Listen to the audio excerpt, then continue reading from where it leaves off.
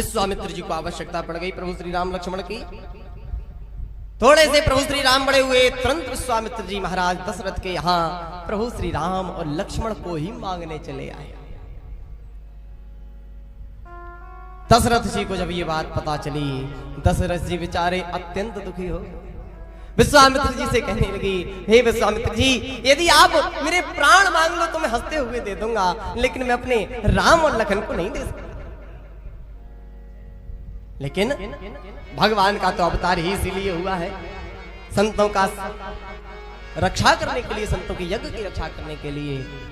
लेकिन विश्वामित्र जी ने समझा दिया, अरे दशरथ जी, अरे तुम्हें पता है ये तुम्हारे बच्चों को युद्ध करने के लिए नहीं लेकर जा रहे हैं। बोले फिर महाराज, अरे इनकी शादी कराने के लिए लेकर जा रहे हैं, अरे विवाह हो जाएगा।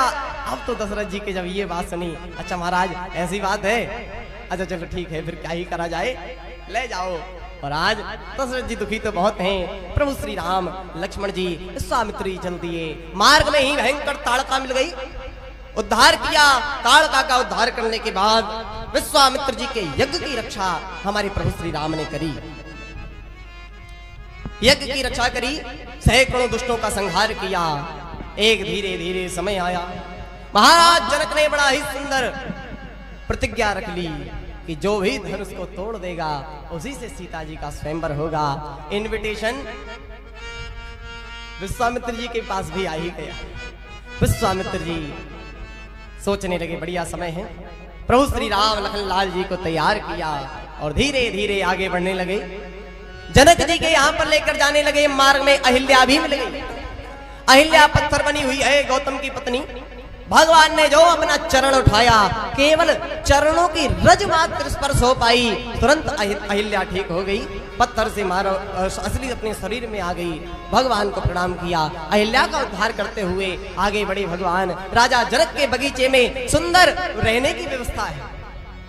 यहीं पर गौरी पूजन करके जब माता सीता बाहर निकली हैं तो प्रभु श्री राम का और माता सीता का थोड़ा सा मेल हो गया। दिख गई माता सीता। राम को देख करके जनक नंदिनी बाग में बस खड़ी की खड़ी रह गई। देखा है एक दूसरे को और इसी क्रम में आगे बढ़ते हुए समय आ गया।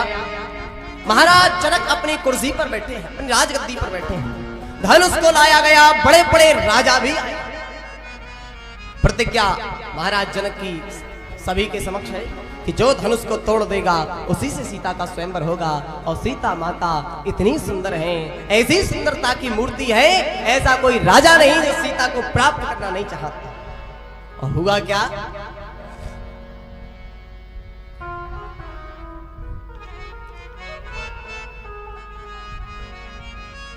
माता सीता आई, बैठ गई, धनुष रखा हुआ है।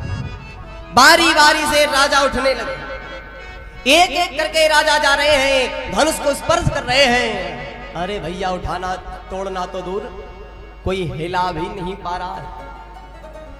एक एक करके सभी राजाओं ने पूरा अपना बल धनुष के ऊपर लगा दिया। जब नहीं टूटा, राजाओं ने महागठबंधन बना लिया। भूप सहस्त्रदश एक ही बार लगे उठावन करई न टाल, सब एक साथ धनुष को उठाने लगे, फिर भी धनुष नहीं हिला। सभी राजाओं ने प्रयास किया। आज ये देखते ही महाराज जनक बड़े ही दुखी हो गए। दुखी होकर बड़ी सभा में खड़े होकर कहने लगे, आज मुझे ऐसा लगता है जैसे मानो पूरी पृथ्वी ही वीरों से खाली हो गई। आज लगता है मैंने गलत ही किया ये प्रतिज्ञा रखी। मुझे तो लगता है कि आज मेरी बेटी कुंवारी ही रह जाएगी। लगता है पृथ्वी वीरों से खाली हो गई। जो ये बात सुनी, लखनलाल जी खड़े हो गए। ए जनक, कई जनक जस अनुचित बानी, विद्यमान रघुकुल मणि जानी। ए जनक, ये कैसी अपमानजनक बातें कर रहे हो। जिस सभा में प्रभु श्री राम बैठे हैं, कई जनक, न श्री लगाया, न आदरणीय, न श्रीमान, कुछ भी नहीं, डायरेक्ट ए जनक। कहीं जनक जस अनुचित वाणी, ये अनुचित वाणी बोलने की हिम्मत कहते हुई विद्यमान रघुकुल मणि जानी। जब रघुकुल के दीपक प्रभु श्री राम बैठे हैं, उस सभा में बैठकर कैसे कह रहे हो कि पृथ्वी वीरों से खाली हो गई। ए जनक, काचे हट जिम डारो फोरी, ये जो ब्रह्मांड है इसको कच्चे घड़े के समान में फोड़ डालूंगा। कैसे कह दिया कि पृथ्वी वीरों से खाली हो गई। जनक रघुवंशन में जिनको होई तेही विचार अस कहे न कोई। अरे यहाँ तो प्रभु श्री राम बैठे हैं, रघुकुल का एक छोटा बच्चा भी जिस सभा में बैठा हो वहां भी कोई ये नहीं कहता कि पृथ्वी वीरों से खाली हो गई। जो इतना क्रोध देखा, भगवान राम कह रहे हैं लक्ष्मण देखो तो है कौन, तुम डायरेक्ट ये जनक कह रहे हो प्रभु श्री राम माफ करें, जो ना मेरे राम का वो ना मेरे। तुरंत बिठा लिया, लक्ष्मण जी शांत होकर बैठो। लक्ष्मण भगवान सोच रहे कह रहे हैं ये धनुष तो क्या चीज है, पूरे ब्रह्मांड को कच्चे घड़े के समान फोड़ डालो। मालूम पड़ा कहीं गुस्से में जाकर धनुष तोड़ डाला तो पूरी रामलीला खराब कर देंगे। तुरंत जनक को बिठा लिया, तुरंत लक्ष्मण जी को बिठा लिया। विश्वामित्र जी की बारी आ गई। विश्वामित्र जी ने देर नहीं लगाई, तुरंत प्रभु श्री राम को आदेश दिया, उठाओ राम भंजो भव चापा, उठाओ राम भंजो भव चापा, उठाओ राम भंजो भव चापा, उठाओ राम भंजो भव चापा, मेहटहु तात जनक परितापा, मेटहु तात जनक मनतापा, मेहटहु तात जनक परितापा, मेटहु तात जनक परितापा। राम उठो, जाकर जनक का ये जो भ्रम है उसको दूर करो। आज प्रभु श्री राम जैसे ही खड़े होकर चले हैं, तुरंत लक्ष्मण जी भी खड़े हो गए, पृथ्वी को बांध लिया, कहीं पृथ्वी डगमगा न जाए।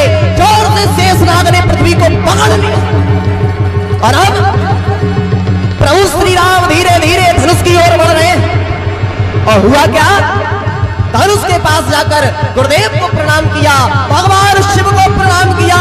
देखते ही देखते पूरे मथने से प्रभु श्री राम ने धनुष को उठा लिया। जैसे ही धनुष को उठाया, देखते ही देखते क्या हुआ, भयंकर बिजली चमकी, एक क्षण के लिए बिजली चमकी। उसी क्षण में देखते ही देखते प्रभु श्री राम ने धनुष को बीच में तोड़ दिया।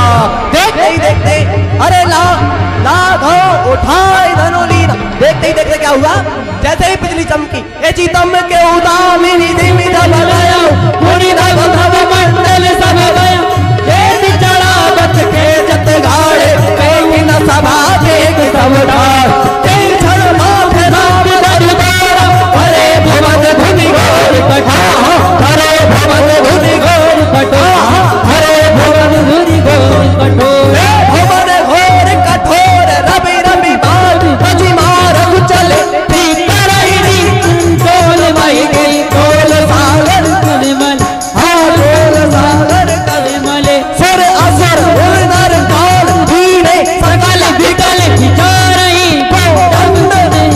राम तुलसी जयति विचारहि, हाँ जयति वचन, हाँ जयति वचन, हाँ जयति वचन उचारहि।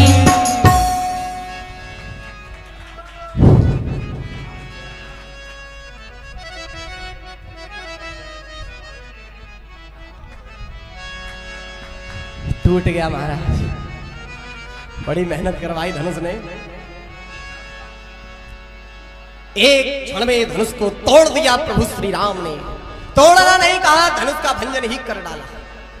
एक होता है तोड़ना, टूटने वाली चीज जुड़ भी जाती है, लेकिन प्रभु श्री राम ने धनुष का तो भंजन ही कर डाला। और भंजन करने वाली चीज कभी जुड़ती ही नहीं। बोल प्रभु श्री रामचंद्र भगवान जय। ऐसा भगवान ने धनुष का आज भंजन किया। सभा के सब सभासद सावधान रह गए। और होना क्या था, सोई सीता जी महारानी तुरंत वरमाला लेकर आ गई। और जैसे ही वरमाला लेकर आई, प्रभु श्री राम खड़े हैं। जनक की हमारी सीता मैया थोड़ी नीचे हैं, छोटी हैं, प्रभु श्री राम लंबे हैं, वरमाला डाल नहीं पा रही।